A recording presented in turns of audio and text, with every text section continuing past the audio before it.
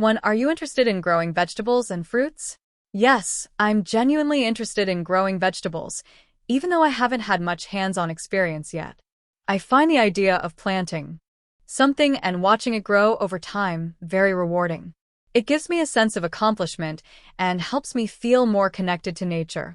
In today's busy lifestyle, gardening can also be a great way to relieve stress. If I had a small garden or even a balcony with enough sunlight, I would definitely give it a try.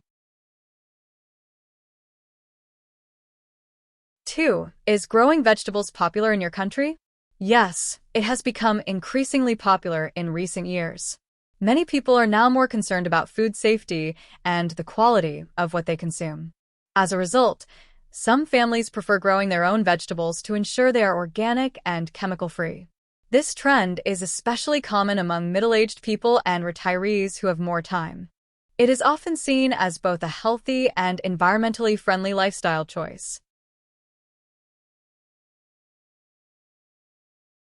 3. Do many people grow vegetables in your city? In big cities, it's not extremely common because living space is usually limited. Most people live in apartments without private gardens. However, some residents grow small plants or herbs on their balconies or rooftops. In suburban areas, where houses are larger, growing vegetables is more common. So I would say it really depends on the type of housing people have.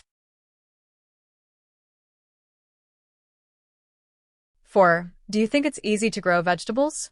I think it can be relatively easy if you have basic gardening knowledge and enough time to take care of the plants. However, it still requires patience and consistency. Factors like weather conditions, soil quality, and pests can significantly affect the results. For beginners, it might take some trial and error before achieving good outcomes. Overall, it's manageable but not completely effortless.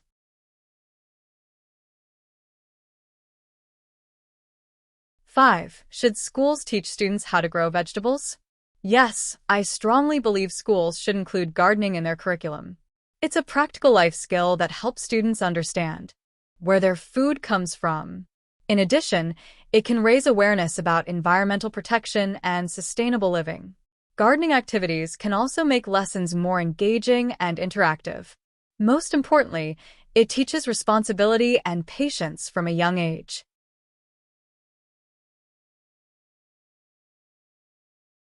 6. Do you prefer buying vegetables from markets or growing them yourself? Personally, I prefer buying vegetables from markets because it's more convenient and time-saving. In urban areas, people often have busy schedules, so growing vegetables may not be practical. However, if I had enough space and free time, I would consider growing some basic plants like herbs. I believe homegrown vegetables are fresher and healthier. 7. What are the benefits of growing your own food? Growing your own food has several advantages. Firstly, you can control the quality and avoid harmful chemicals. Secondly, it can help reduce household expenses in the long run. Moreover, gardening can improve mental health by reducing stress and promoting relaxation. It also encourages a healthier lifestyle overall.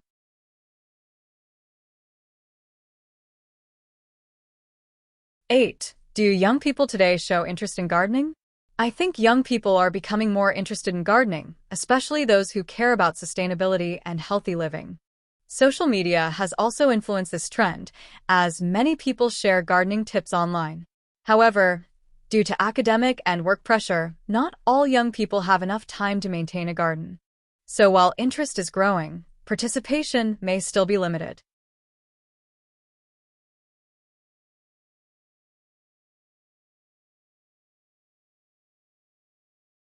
One.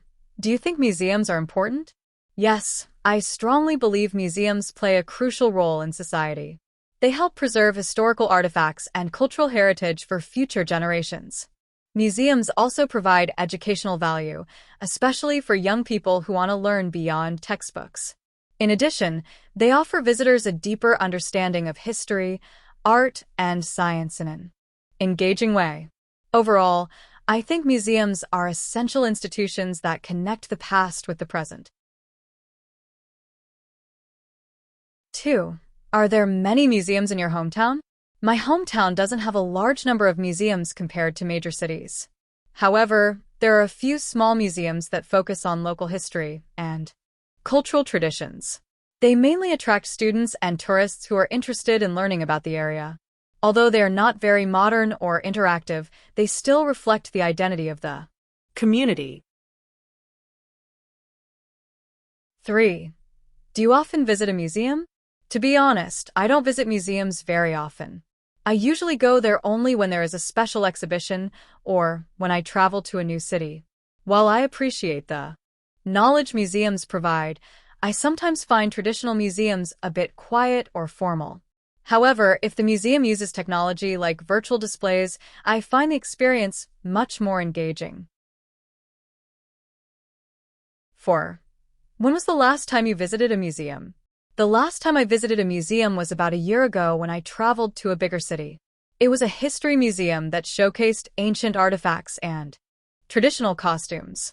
I went there with a friend, and we spent a few hours exploring different sections.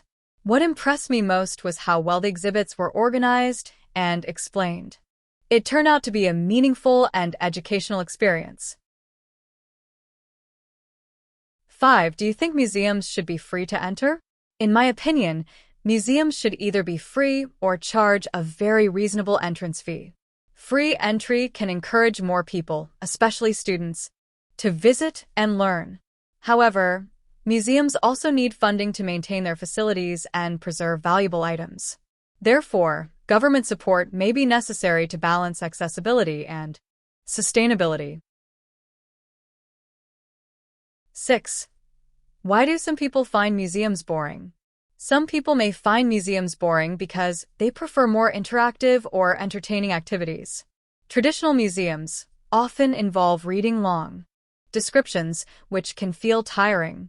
In addition, if the presentation lacks technology or creativity, visitors may lose interest quickly.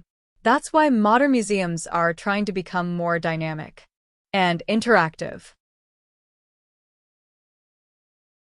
7. Do you think technology can improve museums? Yes, I believe technology can significantly improve the museum experience. For example, virtual reality and digital displays can make exhibitions more vivid and immersive. Technology also helps provide information in multiple languages, which is useful for international visitors. Overall, it makes learning more engaging and accessible.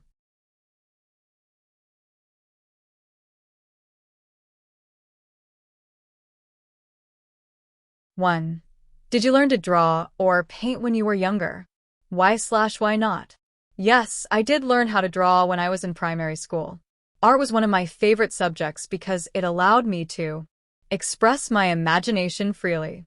Although I wasn't particularly talented, I really enjoyed experimenting with colors and different styles. Drawing helped me relax and escape from academic pressure at that time. However, as I grew older, I gradually stopped practicing due to my busy schedule. 2. Have you ever visited an art gallery? Why not? Yes, I have visited an art gallery a few times, mostly when I traveled to bigger cities. I went there out of curiosity, and also because I wanted to experience something different from my daily routine. I found the atmosphere peaceful and inspiring. Although I'm not an art expert, I enjoyed observing the techniques and messages behind the paintings. It was a refreshing and meaningful experience overall. 3. Do you like looking at drawings or paintings? Why not? Yes, I really enjoy looking at drawings and paintings, especially those that tell a story.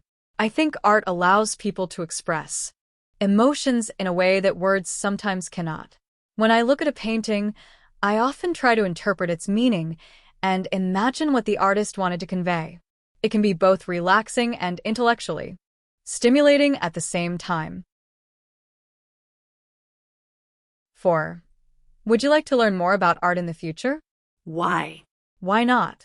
Yes, I would definitely like to learn more about art in the future. I believe understanding art can broaden my perspective and improve my appreciation of creativity. For example, learning about different artistic movements or techniques could help me view artworks more deeply. Moreover, art can be a great way to develop patience and observation skills. 5. Do you think drawing is important for children? Yes, I think drawing is extremely important for children's development. It encourages imagination and creative thinking from an early age. Drawing also helps children improve their motor skills and hand-eye coordination. Most importantly, it provides them with a healthy way to express their thoughts and emotions. 6. Do you prefer modern art or traditional art? Personally, I prefer modern art because it often reflects contemporary issues and creative ideas. I find it interesting how artists experiment with unusual materials and abstract concepts. However, I still appreciate traditional art for its technical skills and historical value. Both styles have their own unique charm. 7. Why do some people not enjoy visiting art galleries? Some people may find art galleries boring because they don't fully understand the artworks. Without background knowledge, it can be difficult to appreciate the deeper meaning behind certain paintings. In addition, galleries are usually quiet and formal, which might not appeal to everyone. That's why interactive exhibitions are becoming more popular nowadays.